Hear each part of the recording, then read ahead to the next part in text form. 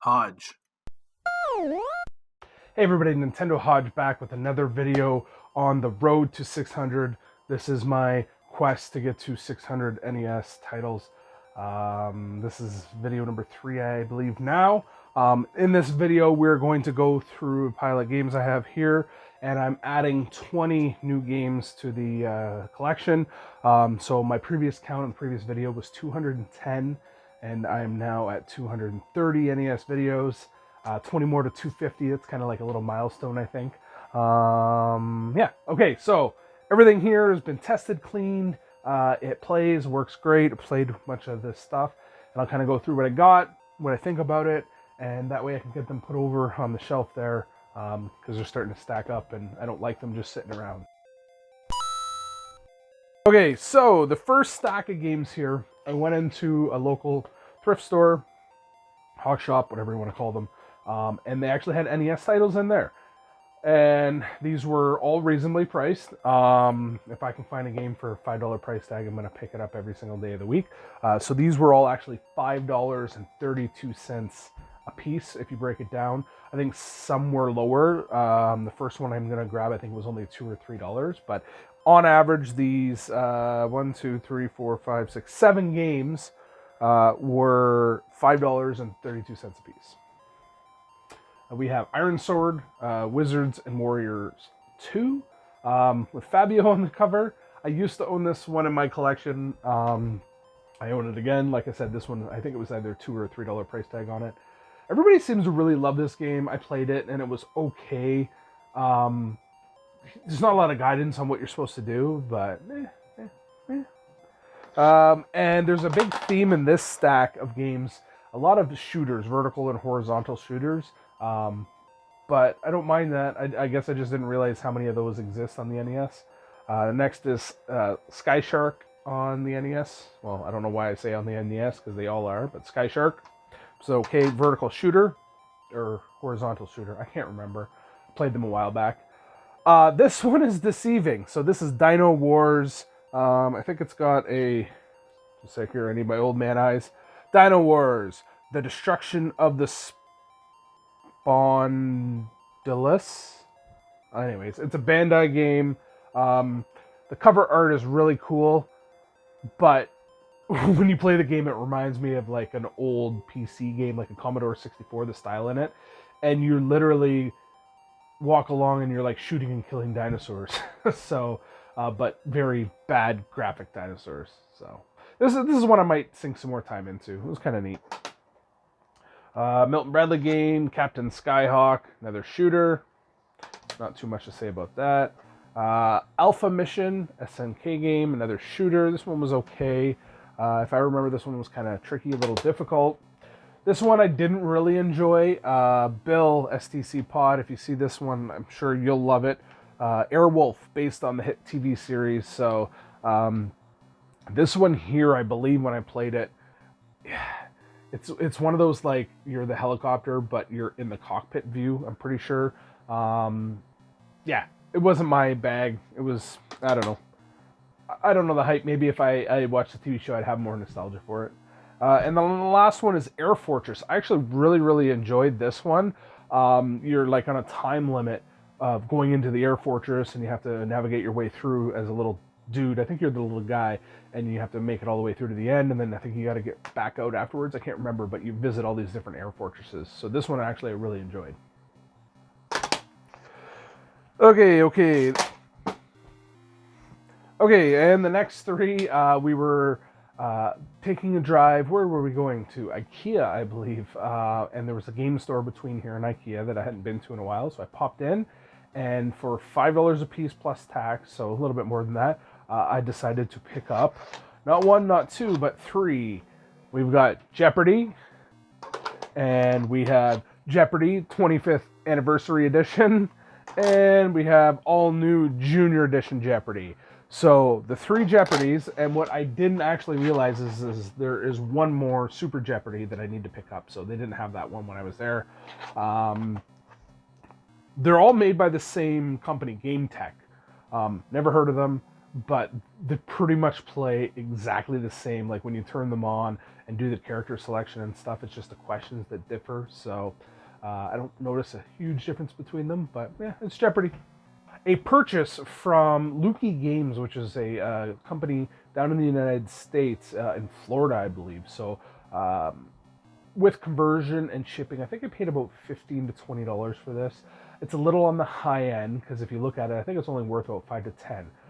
But it is a blast, and it's the King's Knight. And this is actually a Squaresoft game. If you go and watch, NES Friend just recently did a video on this, Travis. He does a great job of explaining it. It's cool because you're like a knight, a thief, a wizard, and another character, I can't remember. And each of them has their own level, and it's a vertical shooter.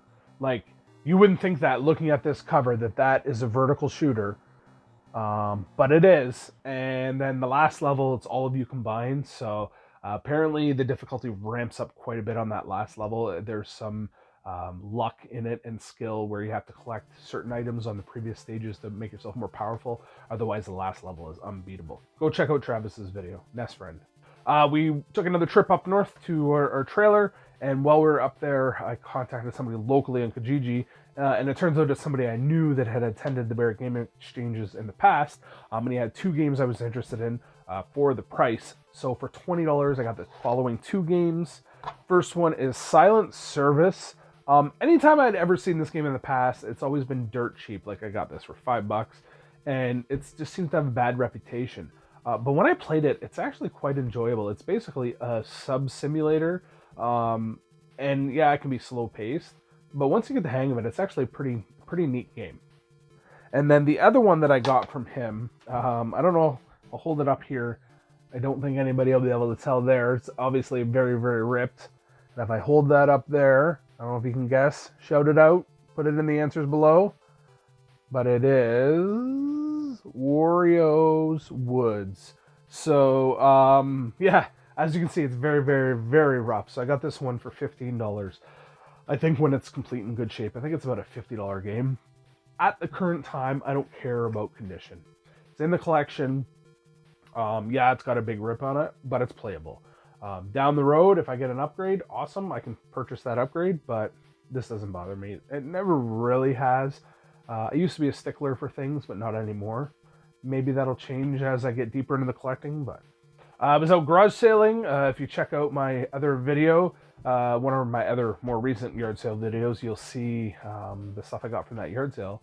But while we were out, we went into another thrift store that was in the area. It was a couple towns over. I went yard sailing, and I looked through all this old NES stuff. He's got a couple bins, so I went through and I found this stuff reasonably priced to purchase. I actually got him to knock a game down from $10 to $5 because it was like a not so good game. But for the price of $30, I got the following games to add into the collection. We have here Bandai Golf. I think it's like Pebble Beach Challenge. This is one I actually had growing up, played it quite a bit. It's one of those games where you start out and you're like, oh, this is okay, and then you start missing your shots, and it's like double bogey, triple bogey, and then it pops up the old question marks like for your score. And the music is something else to be desired, but I got some nostalgia for this one. Another black box game, 10-yard fight. This one's okay, nothing to write home about, but it is another black box game off the list. The one that I got him to knock down from 10 to 5 is Wheel of Fortune. This is a game made by the same company, the Game Tech, is it? Yeah, Game Tech. So, yeah, Wheel of Fortune, nothing special. And this last one, I've never played it before. Got a really good price on it. For whatever reason, this seems to be priced higher. I'm not sure why. And that is 8 Eyes. A lot of people talk about this one saying it's a really good game. It's definitely a Castlevania clone. Like, blatantly copy Castlevania clone. So I'm not sure when this came out or anything like that with relation to Castlevania. It's okay. It's definitely difficult. I'm sure there's a learning curve to it. But, yeah.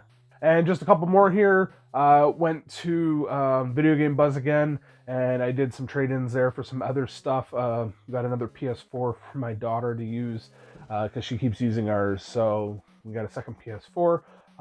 But on the trade-in, I got him to toss in an NES game. It was a $10 NES game, And I now am the proud owner of Dance Aerobics on the NES.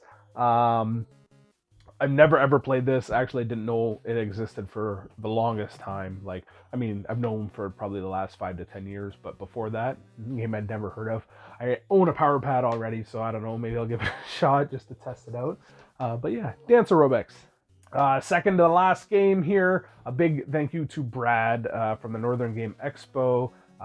He gave me this non grata.